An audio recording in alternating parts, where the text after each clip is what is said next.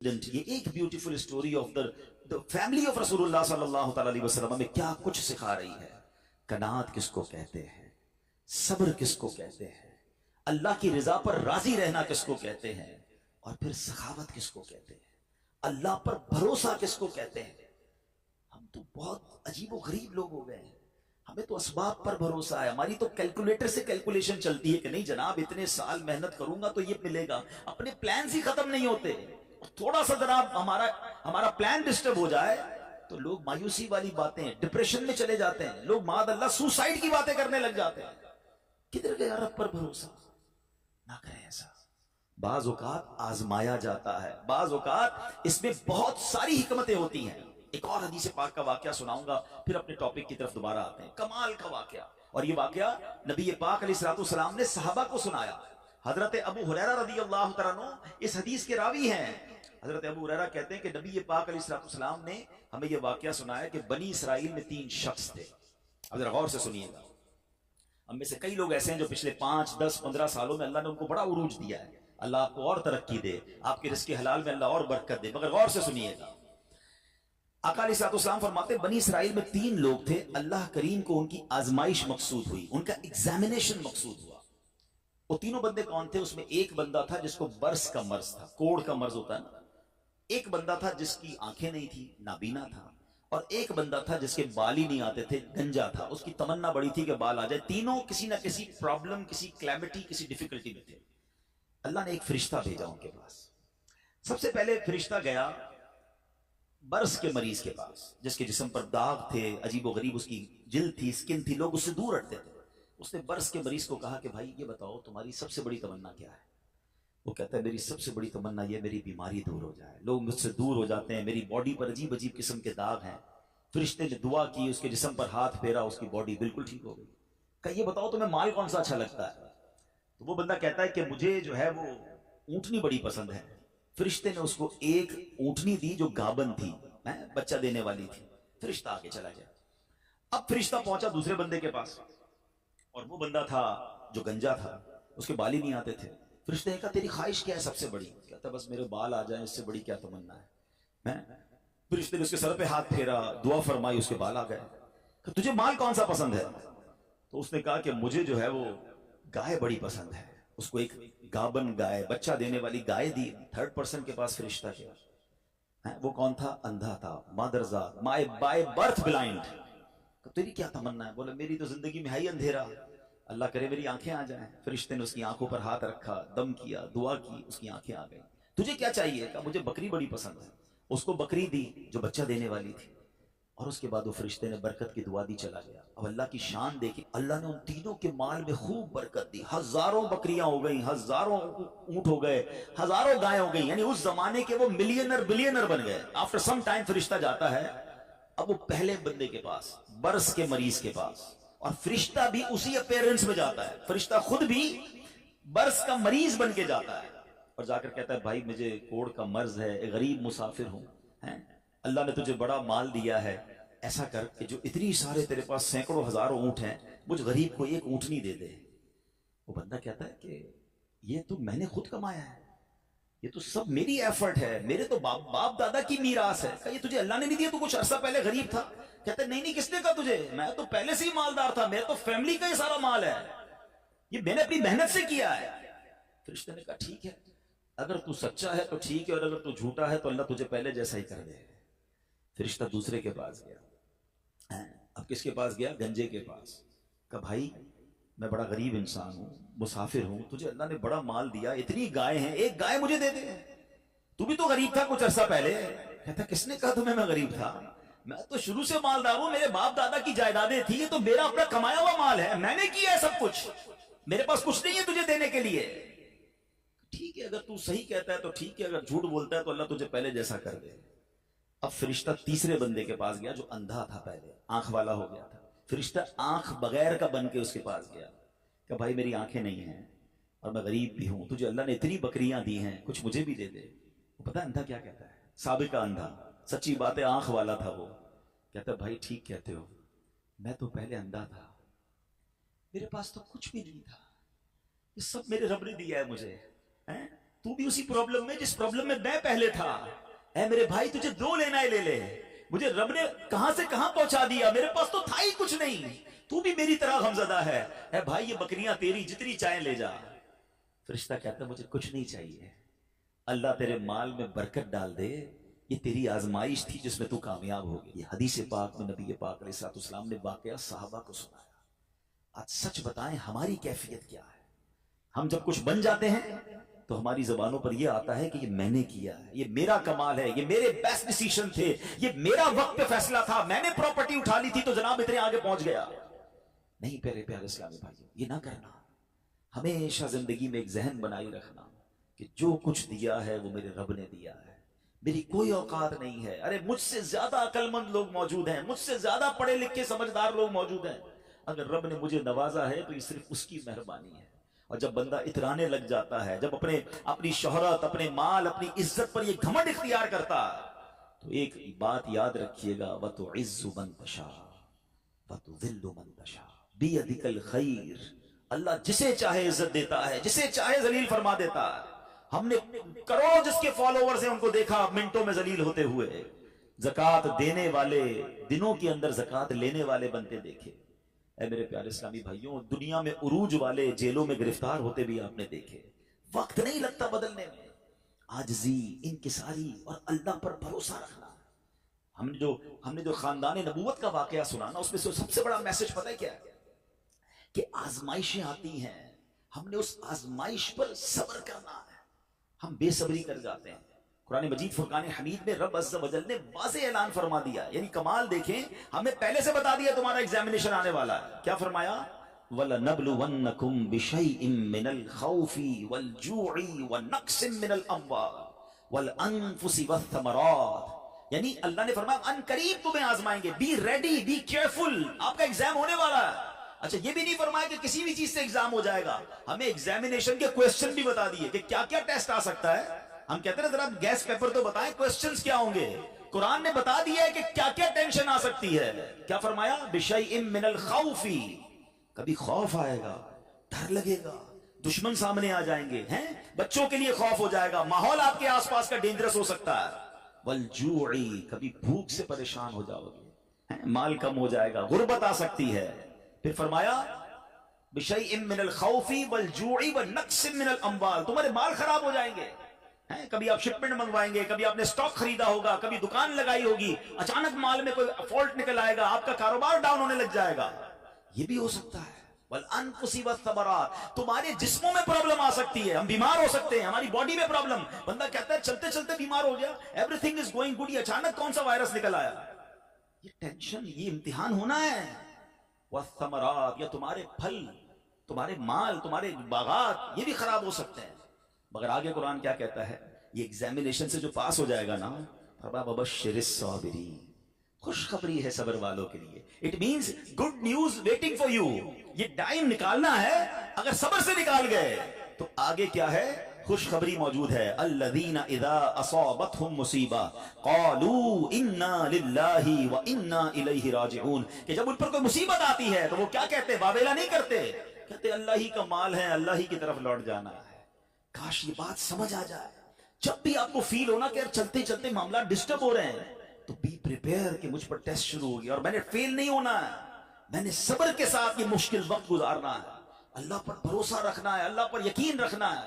اب ہمارا پرابلم یہ ہے کہ جب کسی کو کہو بھائی صبر کرو, تو ساری دنیا کو بتا کر کہتے ہیں جناب صبر ہی تو کر رہے ہیں. یہ صبر نہیں ہے. آج کل ایک جملہ بڑا مشہور ہے, لوگ کہتے ہیں اللہ آپ کو صبر جمیل عطا فرمائے, صبر جمیل پر اجر عظیم عطا فرمائے. ان کو روک کے پوچھو بھائی صبر جمیل کس کو کہتے ہیں, تو کہیں گے شاید کسی جمیل بھائی کا صبر ہوگا. یہ کسی جمیل بھائی کا صبر نہیں ہے. What is the definition of صبر جمیل؟ یہ ریکوائرڈ ہے.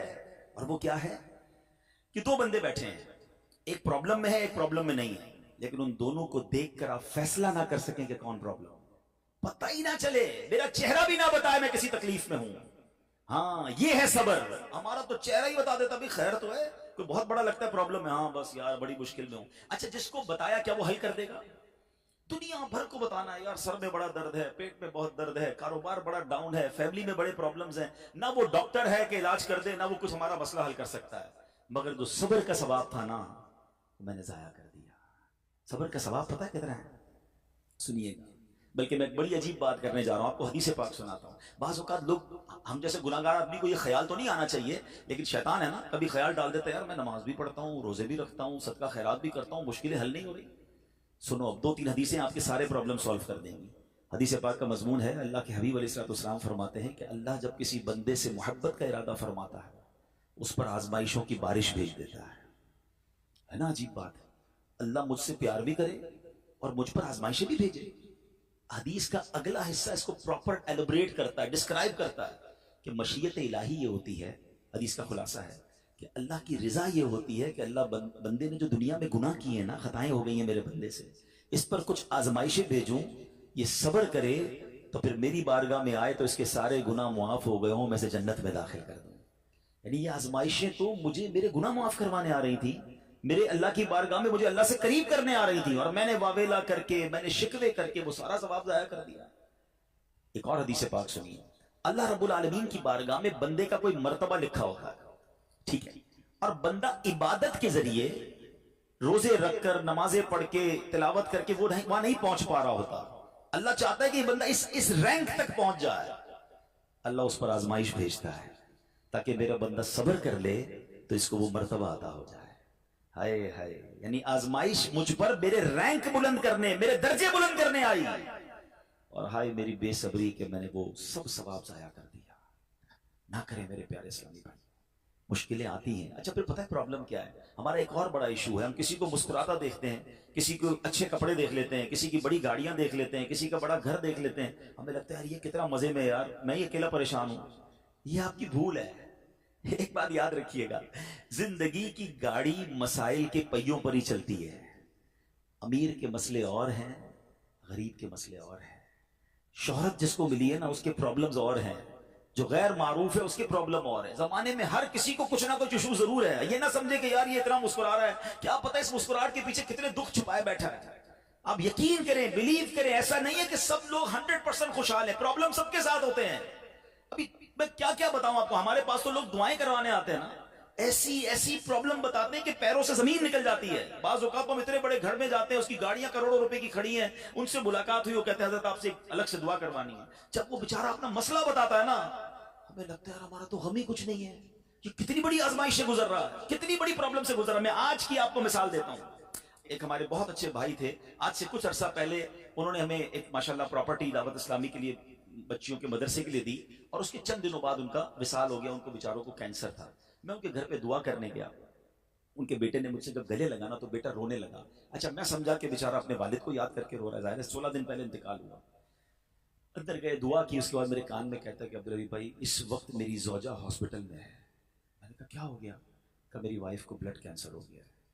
والد کا کینسر میں انتقال ہوا ہے، اللہ نے بڑا نوازا ان کو، جیولرز ہیں، لیکن میں یقین کریں، میں آپ کو سچ بتا رہا ہوں، میں گاڑی میں بیٹھ کے میں بھی رونے لگا، کیونکہ وہ بندہ جب مجھے چھوڑنے آیا نا پھر میرے گلے لگ کے رو رہا تھا۔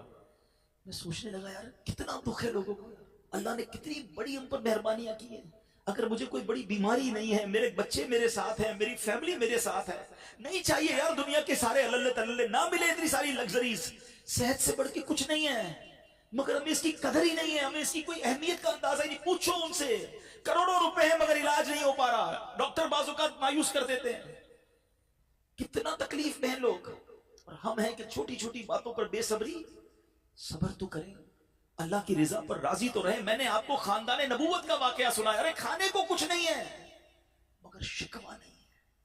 کاش یہ بات ہمیں سمجھ آ جائے اور ہم ہر حال میں اللہ کا شکر ادا کرنے والے بن جائیں۔ اور ایک اور میں آپ کو بات بتاؤں، ہم جو دنیا والوں کو بتاتے ہیں نا ہوتا کچھ نہیں ہے اس سے، مت بتایا کرو دنیا والوں کو، صحیح بتاتا ہوں، مت بتایا کرو، اپنے غم مت بتایا کرو، ثواب بھی چلا جاتا ہے۔ اور بعض اوقات یہ دنیا والے نا ہمارا مذاق بھی اڑاتے ہیں۔ ہم جب کسی کو اپنا پرابلم بتاتے ہیں نا، ہمارے سامنے تو بڑے اچھے بنتے ہیں کہ اچھا ٹھیک ہے میں کرتا ہوں کچھ، بعد میں جا کے دنیا میں باتیں کرتے ہیں، آیا تھا میرے پاس، اس کا یہ مسئلہ ہے، ہاں باتیں بڑی کرتا ہے، بڑی پرابلم میں ہے۔ کیوں بتاؤں میں دنیا والوں کو؟ وہ نعت کا شعر ہے نا، کسی کا احسان کیوں اٹھائیں، کسی کو حالات کیوں بتائیں، کیوں بتاؤں میں دنیا والوں کو مجھے کیا غم ہے نا میرے آقا سلامت رہے ہیں، اللہ کے حبیب علیہ الصلوۃ والسلام ہیں، اور رب عز و جل کی بارگاہ ہے، میں ادھر عرض کروں نا، کسی کا احسان کیوں اٹھائیں، किसी को हालात क्यों बताएं, आका तुम ही से मांगेंगे तुम ही दोगे, तुम्हारे दर से ही लौ लगी है। हाँ, अल्लाह रसूल की बारगाह में अर्ज किया, उधर आंसू बहाओ ना बताओ दुनिया वालों। एक और कमाल का शेर है कि दुनिया वाले तो दर्द देते हैं, दुनिया वाले तो दर्द देते हैं, जख्मी दिल की दवा मदीना है। तो जब दुनिया वालों ने कोई हमारा भला करना भी नहीं ना उनके हाथ में है, शिफा देने वाली जात मेरे रब की, बरकत देने वाली जात मेरे रब की, तो अल्लाह से ही बातें करो ना। तो आज से ये जहन बना ले मेरे प्यारे इस्लामी भाई, मुश्किल आनी है तो सब्र के साथ वो वक्त गुजारना है, अल्लाह की रिजा पर राजी रहना है। वो बड़ा करीम है, वो अपने गैब के खजानों से आपको अता फरमाया। तवज्जो तवज्जो बयान की तरफ रखिएगा। और अब आते हैं इस पूरे वाक़े से एक और खूबसूरत बात जो हमें सीखने को मिली, और वो बात क्या है कि नबी पाक के खानदान की सखावत कैसी थी।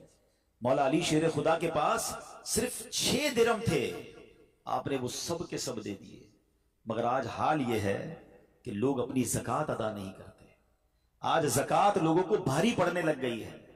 जब कैलकुलेट करते हैं कि जनाब करोड़ों रुपए ज़कात, तो उसके बाद उनको भारी लगती है। ना करें ऐसा, ये ज़कात माल का मैल है, और अगर ये माल का मैल आपके माल से जुदा ना हुआ तो ये आपके माल को भी मैला कर देगा। एक बात याद रखिएगा, सरकार दो आलम सल्लल्लाहु अलैहि वसल्लम का ये फरमान है, अपनी ज़कात अदा करके अपने माल को मजबूत कलओं में कैद कर लो।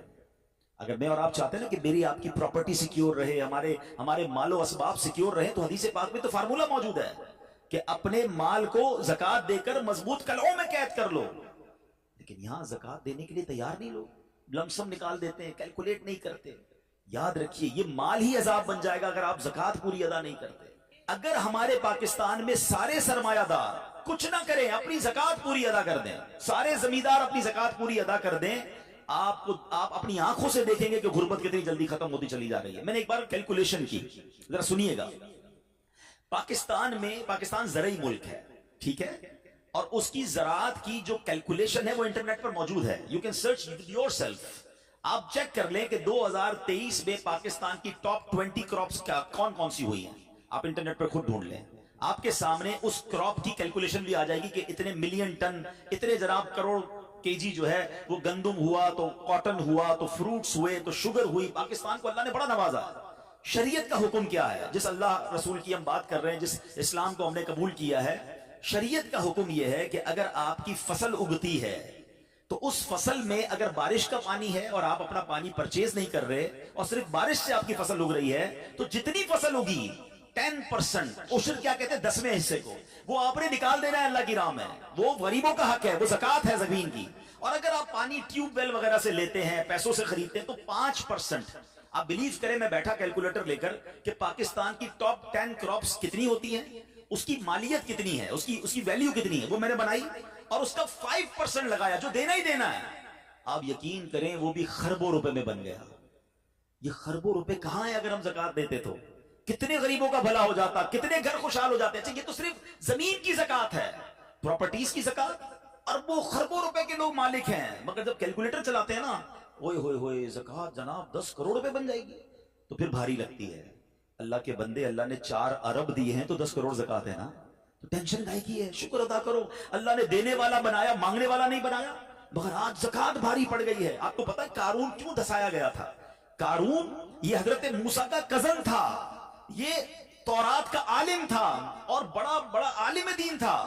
मगर जब हजरत मूसा ने उसको ज़कात का हुक्म दिया ना, उसके पास कितने पैसे थे कि कुरान कहता है उसकी खजानों की चाबियां एक जमात लेकर चलती थी। खजाने नहीं, सिर्फ कीज ऑफ द ट्रेजर, इतना खजाना था। मगर क्या हुआ ये कि जब हजरत मूसा ने उसको कहा, अच्छा उस जमाने पता है ज़कात कितनी थी? अभी तो 100 पे 2.5 है ना, 1000 पे 1। आपने फरमाया हर 1000 पर 1 तुमने ज़कात देनी है। उसने कैलकुलेट किया तो बहुत बनते थे। हजरत मूसा के खिलाफ हो गया, ज़कात का इनकार किया, अपने खजानों के साथ जमीन में धसा दिया गया। प्लीज खुदा के वास्ते इस आवाज को सब मिलकर आगे बढ़ाएं। मैं तो ये समझता हूं जिस तरह हम नमाज की बात करते हैं कि नमाज पढ़ो, ज़कात दें, बेशक किसी को भी दें, जो हकदार है उसको दें, मगर ज़कात पूरी दें। पाकिस्तान खुशहाल हो जाएगा, गरीबों का भला हो जाएगा। لیکن زکات جس کی ہزاروں لاکھوں میں ہے شاید وہ نکال دیتا ہے، مگر جب زکات کروڑوں میں ہو رہی ہے تو لوگوں کے دلوں پر بوجھ بنتی جا رہی ہے. اس کو بوجھ نہ بننے دینا. میں ایک دعا کرتا ہوں آج، اگر آپ کو لگے تو آپ بھی آمین کہہ دینا. اپنے لیے تو میں کئی بار یہ دعا کرتا ہوں کہ یا اللہ مجھے وہ مال نہ دینا جس کی زکات مجھ پر بھاری ہو جائے. کہو آمین. یا اللہ وہ مال دینا کہ میں خوش دلی سے تیری راہ میں زکات دوں. اچھا یہ بھی بڑا ایشو ہے، پیسے نکلتے ہیں تو بھاری بڑے پڑتے ہیں. اللہ فرماتا ہے تم اس وقت تک بھلائی کو نہیں پہنچ سکتے جب تک اپنی پیاری چیز راہ خدا میں خرچ نہ کرو. آپ بہترین خرچ کرو نا، اللہ آپ کو اس سے زیادہ عطا فرمائے گا. اچھا جب بھی کیلکولیٹر دیکھیں، کچھ چیزیں کیلکولیٹر سے کیلکولیٹ ہوتی ہیں، مگر اللہ کی راہ میں جو خرچ کرنے والا معاملہ ہے نا وہ رحمت کے کیلکولیٹر سے کیلکولیٹ ہوتا ہے. وہ میرے اور آپ کے کیلکولیٹر سے کیلکولیٹ نہیں ہوگا. آپ حساب کریں گے کہ یار مولانا صاحب کہہ رہے ہیں اللہ کی راہ میں خرچ کرنے سے مال کم نہیں ہوتا، کروڑ روپے ہیں 2.5 لاکھ زکات دوں گا تو 97.5 بچ گئے، یہ تو کم ہو گئے. آپ اس کو کہیں نوٹ کر لیجئے، اگلے سال آپ کروڑ روپے کی زکات نہیں دے رہے ہوں گے، آپ اس سے زیادہ کی زکات دے رہے ہوں گے. یہ کیسے؟ جو بھی زکات دیتا ہے آپ اس کو پوچھ لیجئے، ہر سال اس کی زکات بڑھتی ہے. کیوں بڑھتی ہے بھائی؟ زکات تو کم ہو، پیسے کم ہونے چاہیے تھے. نہیں جناب، یہ میرے نبی علیہ الصلوۃ والسلام کا وعدہ ہے. ویسے تو میرے آقا جو فرمائے حق ہے، مگر اس حدیث میں اللہ کے رسول علیہ الصلوۃ والسلام نے قسم اٹھائی. آپ فرماتے ہیں میں قسم کھا کر کہتا ہوں اللہ کی راہ میں خرچ کرنے سے مال کم نہیں ہوتا. تو پھر تو لاک کر دو نا، پھر تو سمجھ جاؤ کہ جب نبی پاک قسم اٹھا کر فرما رہے ہیں. اچھا پھر آپ سب کو دیکھ لیں، جو بانٹ رہا ہے نا ہم ہر سال اس کا بڑھتے ہوئے دیکھ رہے ہیں. کم نہیں ہوتا. یہ بے وقوفی ہے جو یہ سوچتا ہے کہ یار دے دوں گا تو کم ہو جائے گا. نہیں. اب پھر میں آخری بات کر دوں اپنے بیان میں، جو ایک اور ایشو جو بہت بڑا ہم دیکھتے ہیں، ایک تو زکات پوری دینی ہے اور انجوائے کر کے دینی ہے، خوش دلی سے دینی ہے، مزے لے کر دینی. یہ نہیں کہ دل پر بوجھ یار کیا کروں 1 سال ہو گیا اب تو زکات دینی پڑے گی. نہیں، یہ نہیں. دو اور انجوائے کرو، اللہ کی راہ میں خوش دلی سے دو. ایک واقعہ سن لیں، بات اور کلیریفائی ہو جائے گی. حضرت ابو جعفر اپنے زمانے کے بڑے ابدال ہیں. ان کے گھر میں ایک فقیر آیا تو انہوں نے اپنی زوجہ کو کہا کہ اپنے پاس کیا ہے دینے کے لیے؟ کہ حضور صرف 4 انڈے ہیں گھر میں، nothing else, 4 eggs only. کہا یہ چاروں ہی دے دو. ایمان اور عقیدہ اور بلیف دیکھیں، چاروں دے دو. چاروں دے دیے. تھوڑی دیر بعد دروازے پر دستک ہوئی، دیکھا تو ایک بندہ ٹوکری لے کر آیا. کہا کیا ہے؟ بیگم سے پوچھا. کہا آپ کے دوست نے انڈے بھجوائے ہیں. کہا کتنے آئے ہیں؟ کمرہ صاحب ذرا سنیے گا، کتنے آئے؟ کہا کہ 30 آئے ہیں. کہا 30 کس حساب سے آئے؟ ہم نے تو 4 دیے تھے نا. اب ایمان، ان کا عقیدہ اور ان کا بلیف دیکھے. کیا 4 دیے تو 40 آنے چاہیے تھے. ایک کا 10 اللہ کا وعدہ ہے نا.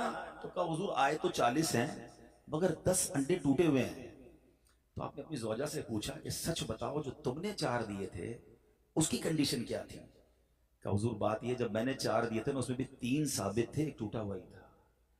یہ فارمولا آج یاد کر لو، پورے دو گے پورے ملیں گے، ٹوٹے دو گے ٹوٹے ملیں گے. اب آپ چیک کیجئے کہ جب اللہ کی راہ میں خرچ کرنے کی باری آتی ہے، میں اپنا مال دل سے نکلتے ہوئے دکھ ہو رہا ہے یا خوشی ہو رہی ہے، بہترین دے رہا ہوں یا بچانے کی کوشش کر رہا ہوں. ہمیشہ یاد رکھے ہم اللہ کی راہ میں خرچ کرتے ہیں، ہمارے پیسے نہیں پہنچتے وہاں پر، وہاں نیت پہنچتی ہے. اب مجھے بتاؤ نا یار، ہم اپنے لیے خرچ کرتے ہیں بہترین کھانا، بہترین لباس، اور غریب کو دینا ہے تو بچا ہوا لیفٹ اوور. اب اچھا اب میں کہتا ہوں 100 بندوں کو نہیں کھلا سکتے، نہ کھلائیں، 2 کو کھلائیں، اچھا کھلائیں، کوئی بات نہیں.